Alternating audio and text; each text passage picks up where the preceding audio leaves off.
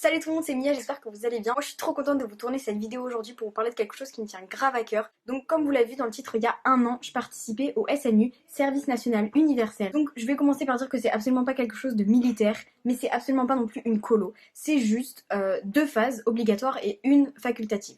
La première phase obligatoire, et c'est celle dont je vais vous parler dans cette vidéo, c'est on s'en va 12 jours dans un autre département avec des gens de votre âge qui viennent de toute la France. En l'occurrence, nous, les 2003, on était les pionniers de ce SNU. Étant donné que j'ai participé uniquement à la phase 1 pour le moment, je vais vous expliquer toute la phase 1, comment ça s'est passé, qu'est-ce qui s'est passé pendant le séjour. Donc si ça vous intéresse, et bien regardez la suite de la vidéo.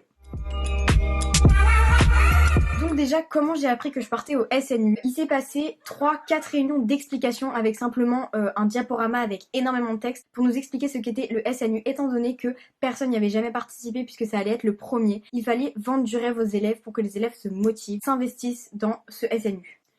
À mon grand étonnement, on a été énormément à vouloir participer à ce SNU. Dans mon département, en tout cas, on était plus de 500 sur la capacité de base autorisée, donc il allait se produire un tirage au sort. Et pour être très honnête avec vous, à aucun moment je pensais que j'allais être retenue, étant donné qu'il y allait avoir 500 personnes qui, eux, n'allaient pas partir, pendant que d'autres allaient être affectées dans un département. J'ai appris que j'allais participer au SNU, comme je vous le disais, un mois et demi à l'avance. Le fait est que la dernière réunion en date de 3 mois à l'avance, donc on avait tous oublié l'existence du SNU. Et c'est un jour le principal adjoint qui rentre dans ma classe, et je le revois encore faire ça, en disant mon nom de famille, il me dit « Allez où ?» Moi je me demandais de fou ce que j'avais fait, genre Oula, mais bonjour d'abord. Il m'a fait sortir de la salle et il m'a dit « J'ai l'honneur de t'annoncer que t'as été affecté au Puy-de-Dôme pour le SNU. » Il y avait énormément de papiers à remplir et à lire. Et vous savez, toutes ces clauses quand vous partez en voyage que personne ne lit, vous donnez les papiers à vos parents et vous dites tiens, remplis ça. Étant donné que c'était quelque chose de sérieux, il fallait absolument lire. Donc c'est des feuilles que j'ai pris le temps de lire chez moi. Donc je suis rentrée, j'ai dit à mes parents, ils étaient trop fiers. Et moi, très honnêtement, j'ai vraiment regretté de m'être inscrite. Une fois que j'avais les papiers en main, j'étais en mode mais dans quoi je me suis encore embarquée en fait. Avant toute chose, le SNU est basé sur le volontariat, ce qui fait que c'était possible de se désister et de laisser la place à des gens qui en avaient eux vraiment envie. J'ai toujours considéré, malgré le fait que j'avais super peur, que c'était une chance d'être sélectionnée pour participer à ça. On était les premiers qui allaient vivre cette expérience, quoi. Donc c'était vraiment une chance inouïe pour moi. J'ai jamais voulu me désister. Donc une fois que j'avais tout lu, y compris le trousseau, parce qu'il nous donne une fiche avec tout ce qu'on doit acheter obligatoirement et après on rajoute ce qu'on veut dans notre valise. Alors moi juste avec le trousseau, ma valise elle était déjà complète donc j'ai rien rajouté du tout et je suis partie comme ça, donc j'avais un sac à dos, une valise. Donc ça c'était moi le jour du départ, oh my god. Donc le jour du départ, j'étais vraiment hyper stressée parce que personne savait dans quoi on allait se lancer. Je suis une fille qui est vraiment angoissée de base et là j'avais vraiment hyper peur. Donc pour vous dire, moi j'habite à 30 minutes de la gare parce qu'on partait tous en train et les trajets pouvaient varier. Donc moi j'ai été celle de là où j'étais à mon lieu d'affectation, j'ai été celle qui avait le moins de trajets. Donc les trajets ils peuvent aller de 2h30 à 7h30 ou 8h, donc moi 2h pour ma part. Quand on arrive à la gare, des adolescents normaux qui se dévisagent en se demandant tout ce qu'est-ce qu'on fout là.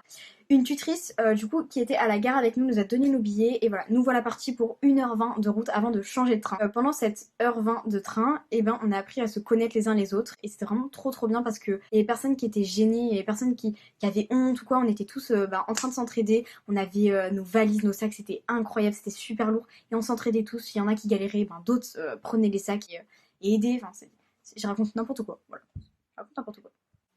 Une fois qu'on avait fait nos 2h30 de route, on arrive enfin au centre. On était les seuls habillés en civil, tout le monde était en tenue. Oui, il y avait une tenue. Pas de distinction sociale, on était parti pour quelque chose qui était censé être assez cadré, donc on avait une tenue. La tenue, elle était grave complète. Pas de distinction sociale, pas de critique. C'est comme ça. On nous a donné nos numéros de maisonnée qui, elles, étaient répartis en compagnie. Pour ma part, j'étais compagnie 3, maisonnée 2. Soit la maisonnée 32. Une fois toutes nos valises déposées dans nos maisonnées, nos lits choisis, on se dirige vers une autre salle pour récupérer tous nos vêtements qui ressemblaient à peu près à ça. Donc voilà, ça ressemblait à peu près à ça. Sigle du SNU, sigle du SNU, sigle du SNU.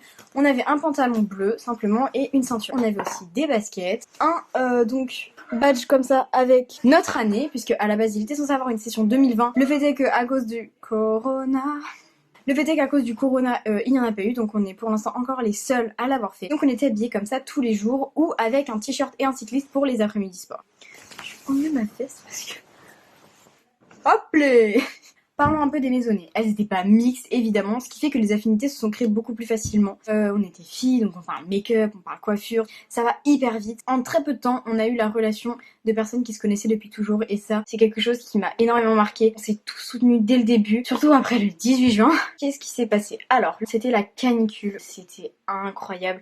Il y avait la canicule dans toute la France, donc je pense que vous vous en souvenez. Pour ceux qui ont fait le SNU, pour les autres, je pense pas, c'est une journée comme les autres. Pour ceux qui ont fait le SNU, je pense que vous vous souvenez très bien que le 18 juin, on a tous fait la cérémonie, comme je vous ai montré, avec la veste et le pantalon. Donc on était pantalon, veste, basket, attaché, casquette, enfin c'était une catastrophe, on crevait de chaud. Et on est resté à peu près 2 heures debout, donc il y a une personne qui a fait un malaise, une autre qui est partie parce qu'elle avait la phobie des oiseaux, je crois, donc elle était pas bien non plus. Donc au début ça commence par ça. La suite, c'est que on est parti du coup à un autre endroit pour faire le pot de l'amitié après la cérémonie du 18 juin. À ce moment-là, il faisait une chaleur incroyable et les personnes ont commencé à faire des malaises. Et sans mentir, il s'est produit à peu près 20 malaises. C'est devenu une catastrophe à ce moment-là. Tout le monde a commencé à péter un plomb.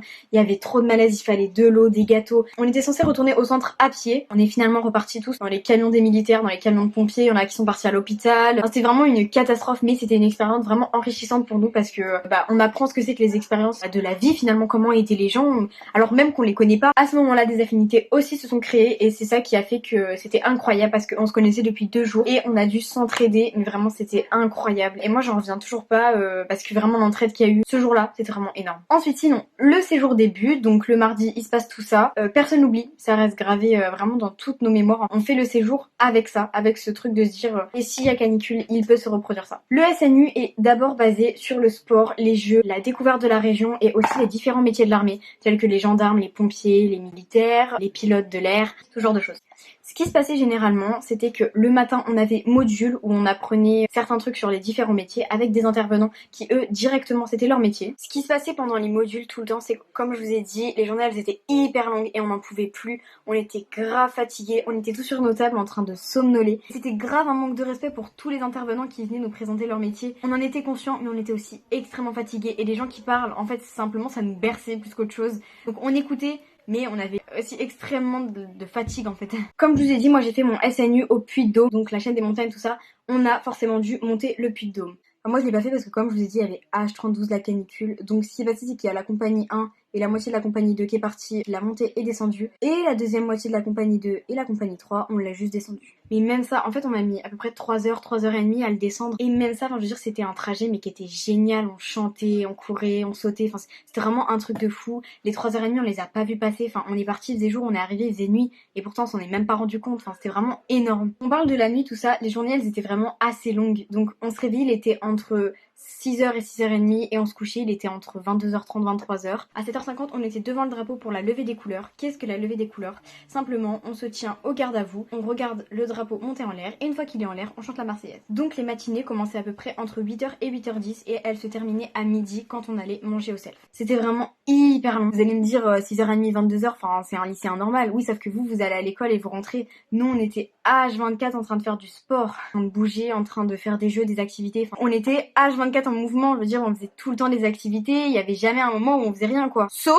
après manger le midi et après manger le soir. On a aussi visité la ville d'Orsine, c'était genre un truc de fou. Comme je vous ai dit, on était quasiment tous les jours en canicule et il y a beaucoup d'activités qu'on devait faire qu'on n'a pas pu faire à cause de ça. Pourtant, vous inquiétez pas, on en a sorti grave des bonnes choses de tous ces modules en fait, simplement. Dites-vous, il y a des gens, ils sont arrivés au SNU, ils voulaient faire vétérinaire, ils sont repartis, ils voulaient être gendarmes, pilotes de l'air. Je pense que je vous ai à peu près tout raconté sur le SNU. Du coup, je vais passer à mon jour préféré qui est le dernier jour. Du moins, l'avant-dernier jour. Alors, qu'est-ce qui s'est passé à l'avant-dernier jour? Le dernier jour, on était censé recevoir nos diplômes en présence de la préfète du Puy-de-Dôme. Donc, c'était vraiment un jour exceptionnel pour nous et qui demandait énormément de préparation.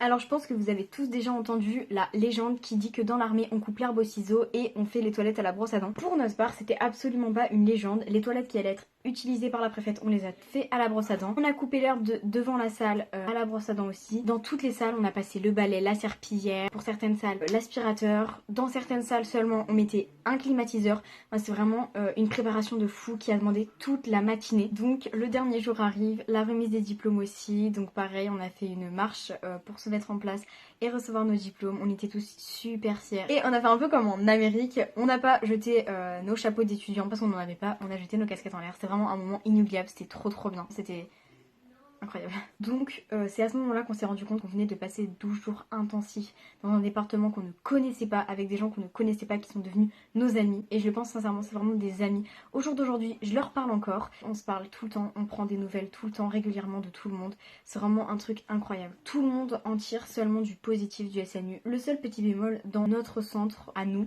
c'était que les compagnies, elles étaient pas du tout mélangées. La compagnie 1, elle était vraiment mise à part des autres. On était tout le temps compagnie 2, compagnie 3 et compagnie 1 de l'autre côté. C'était vraiment incroyable. Même au self, on s'est retrouvés à être vraiment séparés avec des armoires. On se voyait même plus. Et c'était le seul moment où on pouvait mélanger les compagnies. Et c'est vraiment ça qu'on a trouvé dommage. C'est qu'il y a des gens du coup qui ont fait le SNU avec moi et que pourtant je ne connais pas. Le bilan du SNU, c'est que j'avais vraiment hyper peur.